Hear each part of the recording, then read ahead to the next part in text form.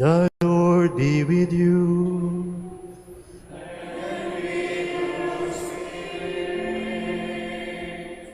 A reading from the Holy Gospel according to John.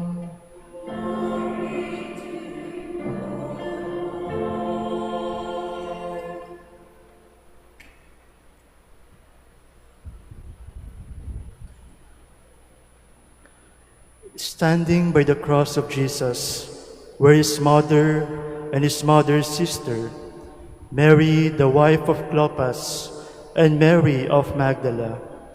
When Jesus saw his mother and the disciple whom he loved standing beside her, he said to his mother, "Woman, behold your son." Then he said to the disciples, "Behold your mother." And from that hour, the disciple took her into his home. The Gospel of the Lord. Praise to you, Lord Jesus Christ. Please remain standing.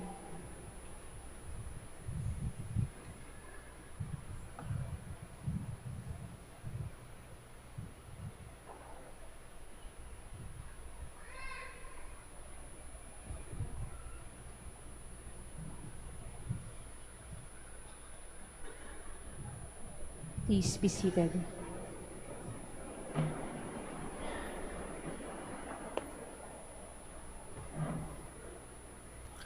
Our Father Prior and the community of the Order of Preachers here in the Shrine and Basilica of Our Lady of the Holy Rosary of Manaoag, fellow pilgrims and devotees, brothers and sisters in the Lord, we are gathered to give thanks and praise to God for giving us this opportunity to share in the Holy Eucharist and to pay our homage and respects to our Mother.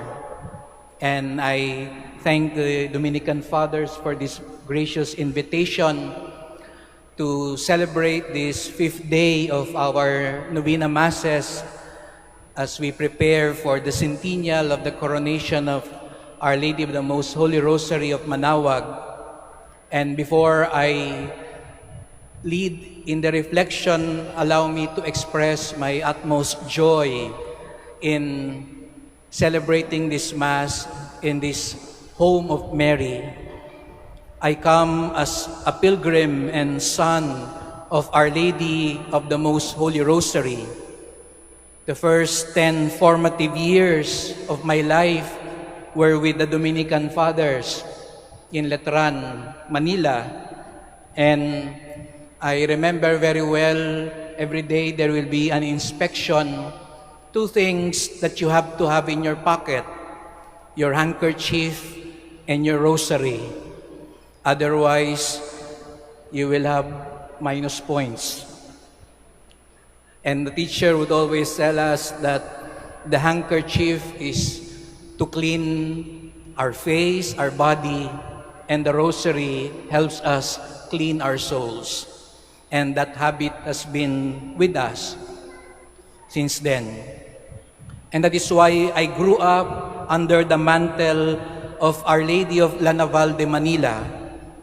And now, on my new mission as bishop, I am in the peninsula under the queenship of Our Lady of the Holy Rosary of Orani, the Virgen Milagrosa, which the Dominican Fathers also brought to our dear province.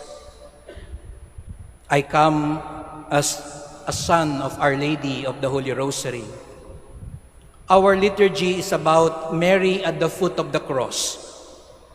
The cross. This powerful symbol is also very meaningful to me. Today is Friday. I do not know if it was intentional when they invited me to celebrate this Mass on a Friday.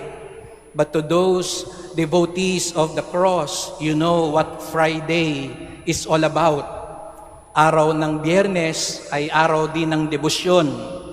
And that is why I come as Mary's son, as a brother of Jesus Nazareno, who has a very special place in my priestly heart. He is the Lord who carries the cross. And I know here in Pangasinan, maraming mga kadeboto ng Pong Jesus Nazareno na kadeboto din ng ating mahal na ina, Apo Baket. I also come as a shepherd, the shepherd of Bataan. That's why I come here bringing the prayers and greetings of the people of Bataan. And there in Bataan, our province, an iconic symbol is Mount Samat. This mountain, famous every araw ng kagitingan, has a cross on top of it. It is called a shrine of valor, dambana ng kagitingan, and it hovers over the whole province of Bataan. And that is why I would say, we Bataeños are always at the foot of the cross. What happened to Mary at the foot of the cross? She was not just watching Jesus die. She stands not as a spectator, but as a participant. She is interiorly offering Jesus and herself as she stands at the foot of the cross. At Calvary, Mary did not resist or reject what was happening to her son. Instead, she consented, just as she did at the Annunciation. Yes, the fiat of Mary began in Nazareth, was seen in Bethlehem, Judea and Galilee, and ultimately that yes was seen at Calvary, at the cross. She offered her son back to the Father, uniting her heart to his sacrifice. Mary was there sharing in the sufferings of Jesus. Mary was also there uniting her sufferings with Jesus. She stands not because she feels no pain, but because her love is stronger than her pain. At that moment, her heart was not beside the cross.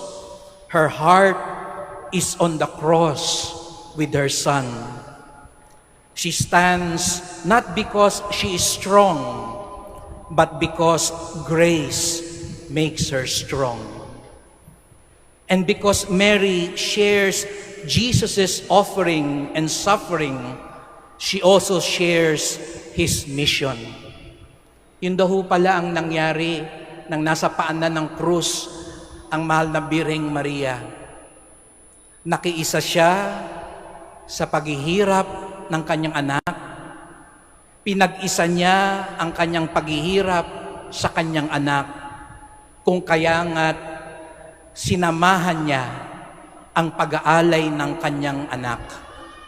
And because she shared in her son's suffering and offering, now she shares her son's mission.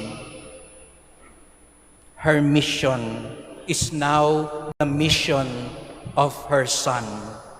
And that is why, while she stands there, Jesus gives her to the church, "Behold your son, behold your mother." The standing of Mary becomes fruitful. From the pierced side of Jesus, the church is born. And on that same cross, a mother is born for the church.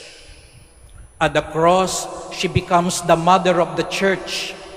Mary's motherhood was born in that moment of sacrifice. Her motherhood expands through sacrifice. This sharing of offering and mission, this expansion of her maternity makes the Blessed Mother very dear to us. No wonder so many people come here to Manaoag. Huwag pong mamasamain ng ating mga Dominican Fathers kung minsan di ko po maiwasang mabanggit ang Quiapo. Sa Bataan, sanay na po sila sa akin. Di na sila nagseselos pag binabanggit ko ang Quiapo. Dahil talaga pong malapit sa puso ko ang mahal na pong Jesus Nazareno. At alam po natin yan. Naniniwala ko marami rin dito nagpupunta sa Quiapo. At katulad dito sa Manawag, nagpupunta tayo dahil alam natin yung pinupuntahan natin, naiintindihan tayo. Yung pinupuntahan natin, kasama natin din sa mga krus, mga pagsubok at paghihirap sa buhay.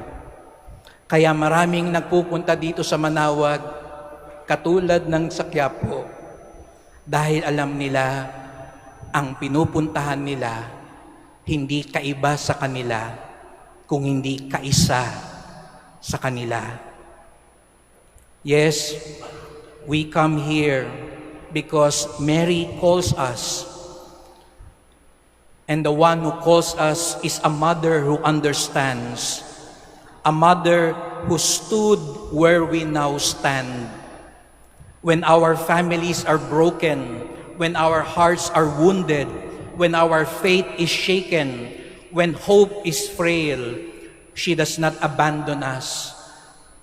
She stands with us.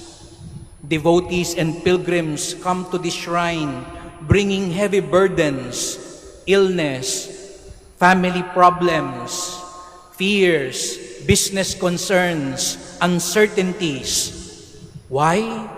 Because deep in their hearts, they know this mother understands suffering. She stood at Calvary. She stands with us today.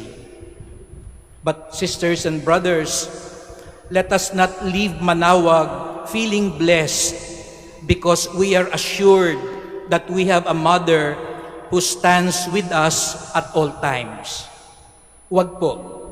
Wag po na pag-alis natin dito sa Manawag, pagbalik natin sa kanya-kanyang mga tahanan, sasabihin natin, nakapunta ako sa Manawag, tinawag ako ng Birhen, at tinanggap ako ng Birhen. Tama po yun. Tinanggap po tayo at patuloy siyang tumatanggap sa atin. Pero hindi po doon natatapos ang lahat. The gospel does not end with Jesus giving Mary. It ends with the disciple receiving her. He took her into his home. Inuwi niya si Maria sa kanyang tahanan. And this is where the challenge lies for all of us. It is easy to admire Mary. It is easy to visit Manawag and recite the rosary. It is easy to cry before her and ask for favors and join the processions. And then we go back home. But the very important question is, do we truly receive her? Inuuwi din ba natin siya? Katulad ng nangyari sa Kalbaryo. Katulad ng binilin ni Jesus.